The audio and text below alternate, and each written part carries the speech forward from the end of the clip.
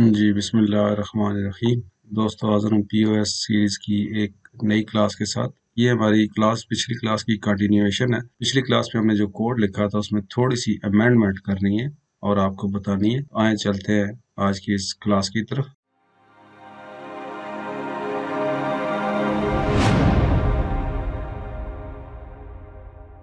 दोस्तों, पिछली क्लास में हमने परचेज फॉर्म एक जो हम डेवलप कर रहे थे उसमें बार कोड स्कैनिंग का हमने यहाँ पे एक फंक्शन लगाया था कि हम बार कोड स्कैन करें तो यहाँ पे हमारी प्रोडक्ट ऐड होनी चाहिए। इसमें एक छोटी सी अमेंडमेंट आपको बतानी है, वो भी आप कर सकते हैं ताकि आपका कोड मजीद एफिशिएंट हो जाए और थोड़ी सी आपको उस चीज़ की समझ आए। वो क्या है? सबसे पहले मैं यहाँ पे जाता हूँ। यहाँ पे हमने एक फंक्शन लगाया था प्रोसीजर कि आइटम आईडी हम स्कैन कर रहे थे और यहाँ पे आइटम आईडी हम डी लुकअप के थ्रू आइटम आईडी वाले टेबल से स्कैन कर रहे थे। यहाँ पे हमें एक मसला ये आया था कि जब ये फर्ज के ऐसा बार कोड हम स्कैन करते हैं कि जो आइटम आपके डेटाबेस में मौजूद नहीं है तो हमें इनवैलिड यूज ऑफ नल दे रहा था कि आपका ज़ाहिर है वो आइटम आईडी उसको नहीं मिलती थी और जिसकी वजह से वो नल का एरर दे देता। उसको हमने ट्रैप किया था कि आइटम आईडी अगर ज़ीरो है तो आपको मैसेज दे दे। तो ये तरीक़ाकार भी यहाँ पे भी हो सकता है। ये चीज़ मैं अगर मोर एफिशिएंट वे में आप करना चाहते हैं तो वो मैं आपको थोड़ा बताना चाह रहा था कि इस चीज़ को हम अपने फंक्शन के अंदर डिस्क्राइब कर सकते हैं। अब वो किस तरीके से कर सकते हैं ताकि आपकी ये चीज़ दोनों कोड के ऊपर चले, यानी कि जब आप कॉल आइटम उधर से आप स्कैन करें तब भी वो चले और यहाँ से स्कैन करें तब भी वो चले। जब आप लिस्ट आइटम पे डबल क्लिक करते हैं तो कॉलम के ऊपर तो तब भी वो चले। और जब आप यहाँ पे अब देखिए यहाँ पे मैंने कोड लिख दिया, लेकिन अगर खुदा ना खास्ता कोई ऐसी प्रोडक्ट है यहाँ पे जो आपका ये जो लिस्ट बॉक्स है इसके अंदर कोई ऐसी प्रोडक्ट है जिसका आइटम आईडी नहीं मिलती, फर्ज किया हो सकता है कहीं, तो वो आप फंक्शन के अंदर उसको डिफाइन करें। तो वो मैं आपको बताऊंगा आज कि आप किस तरीके से करते हैं। मैं यहाँ पे इस जो प्रोसीजर है इसको कॉपी करता हूँ। मैंने एन जेड कर दिया 0। अगर उसको नहीं मिलती तो वो हमें 0 रिटर्न करे। तो आइटम आईडी ये मेरा क्या आ जाएगा? 0 आ जाएगा। तो ये मैं यहाँ से टोटल मैं पूरा कॉपी कर लेता हूँ, कंट्रोल एक्स करता हूँ यहाँ, और फिर यहाँ पे मैं जस्ट उसको दे देता हूँ आइटम कॉल ऐड आइटम और इसको मैं आइटम आईडी पास कर देता हूँ तो वो वहाँ पे चला जाएगा। अब हमारा वो जो चेक करने वाला है कि अगर उसको प्रोडक्ट नहीं मिलती वो नहीं चलेगा, उसको हम फंक्शन के अंदर चेक कर लेंगे। अब यहाँ पे जब हम आते हैं तो यहाँ पे वही कोड में पेस्ट कर दूंगा, कंट्रोल वी करता हूँ और यहाँ पे अब मैं if condition if item ID is equal to 0 तो वो ये काम करे, एल्स जो है एग्जिट सब कर जाए और एंड इफ कर जाए और उसके बाद मेरा ये कोड रन हो। देखिए अब क्या होगा, अब ये आइटम आईडी जब यहाँ पे आएगा तो अगर आइटम आईडी 0 है तो वो एग्जिट सब कर जाएगा, कुछ भी नहीं करेगा। अब यहाँ पे आप ये जो कोड है ये फंक्शन जो है वो यहाँ पे भी कॉल हो रहा है और यहाँ पे भी कॉल हो रहा है, इसलिए आप यही फंक्शनैलिटी आप यहाँ पे भी कॉल कर सकते हैं। वहाँ पे आप यहाँ पे भी लिख सकते हैं कि अगर आइटम आईडी जो है वो 0 है तो यहाँ पे आप एन जी का फंक्शन लगा दें मी डॉट आइटम के अंदर एन जी और इसको आप रैप कर दें 0। अगर सॉरी मैं अभी चला गया, इसको आप कामा लगाएं 0 करें और यहाँ पे आप लिख दें।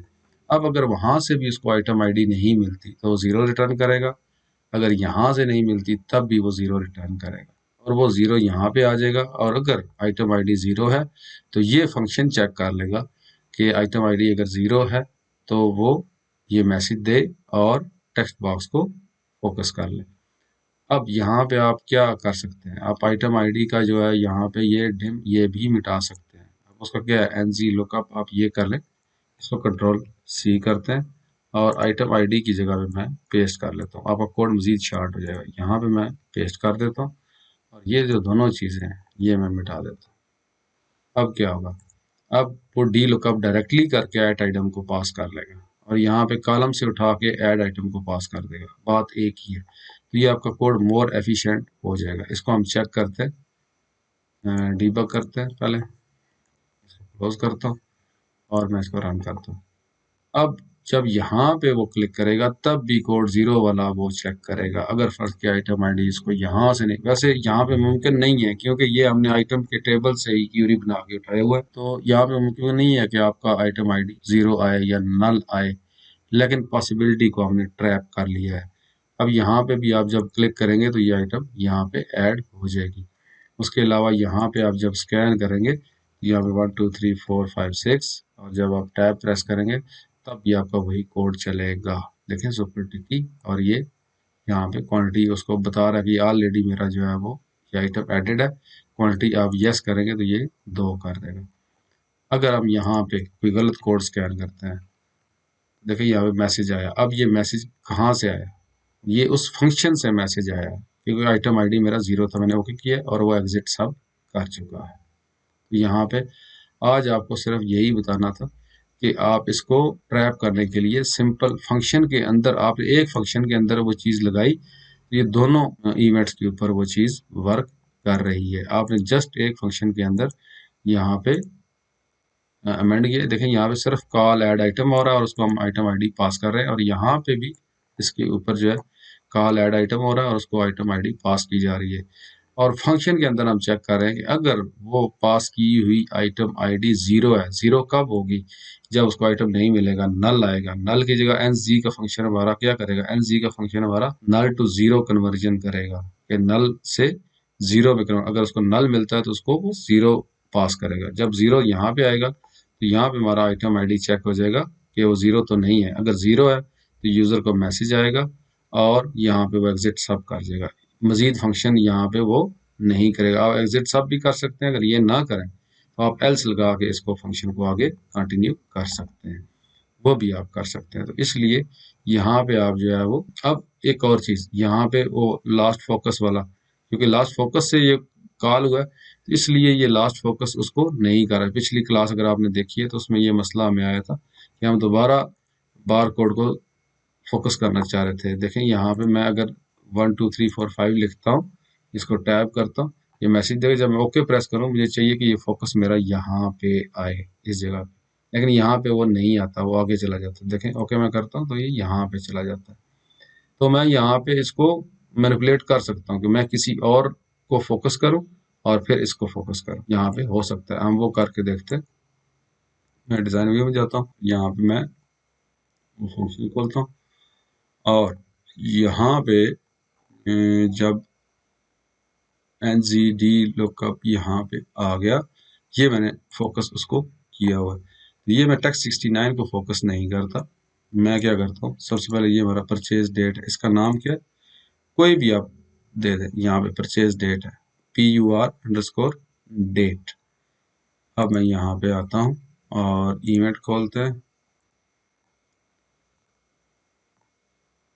तो मैं यहाँ सेट फोकस इसको नहीं करता, बल्कि मैं क्या करता हूँ, यहाँ पे इसको, यहाँ पे me dot PUR purchase date dot set focus, और फिर आगे सेट फोकस इसको हम कर देते हैं। अब देखते हैं ये हमारा मसला हल होता है या नहीं। इसको रन करता हूँ, यहाँ पे मैंने दिया, ये किया, no item associated with barcode, okay किया। अब देखें आपका फोकस यहाँ पे ही आया है। तो इस तरीके से आप इसको फोकस कर सकते हैं, क्योंकि लास्ट फोकस पे वो काम नहीं करता, वो उसी के ऊपर दोबारा फोकस नहीं आता। तो ये इतनी जल्दी से होता है कि जैसे ही आपने ये किया, मैंने ओके प्रेस किया, तो आप क्या होगा, डेट पे जाएगा और साथ ही इस पे फोकस आ जाएगा। लेकिन ये इतनी जल्दी होगा कि यूजर को नहीं पता चलेगा कि ये पहले इस पे फोकस हुआ और फिर इस पे हुआ। मैं ओके करता हूँ, आप देखिएगा डायरेक्टली इस पे फोकस हुआ। तो इस तरीके से आप फोकस का मसला जो है आप हल कर सकते हैं। उम्मीद है ये क्लास आपको पसंद आई होगी। अगर पसंद आई है तो चैनल को सब्सक्राइब करें और क्लासेस को शेयर करें। बहुत शुक्रिया। अल्लाह हाफिज़।